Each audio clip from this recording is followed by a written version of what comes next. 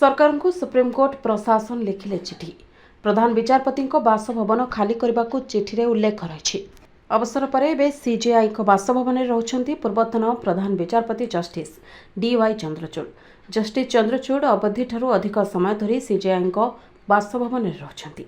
नवेम्बर 2022 रु 2024 नवेम्बर पर्यंत भारतर प्रधान विचारपति थिले जस्टिस चंद्रचूड़। अवसर ग्रहण करने पर भी दिल्ली में सीजेआई बासभवन रही। सुप्रीमकोर्ट को नियम अनुसार अवसर प्राप्त विचारपति निर्दिष्ट अवधि मध्य बासभवन खाली करने को बाध्य। तेबे चंद्रचूड़ क्षेत्र में व्यतिक्रम होइछि। पूर्व केबे भी सुप्रीमकोर्ट प्रशासन एभली पदक्षेप नै नाही। वर्तमान सुप्रीमकोर्टर प्रधान विचारपति BR गवाई नेतृत्व में सुप्रीमकोर्ट कड़ा आभिमुख्य ग्रहण करिछि। तेबे एने जस्टिस चंद्रचूड़ पक्षरु कौनसी प्रतिक्रिया मिली नाही। तेबे सुप्रीमकोर्ट को 2022 रूल 3B अनुजाई जन अवसर प्राप्त मुख्य विचारपति अति बेसी 6 मास जाए सरकारी बासभवन रही पारे। हेले जस्टिस DY चंद्रचूड़ सरकारी बासभवन 8 मास ऊर्ध्व समय धरी रही आसुचंती, जहाकु नै विवाद उपजिछि।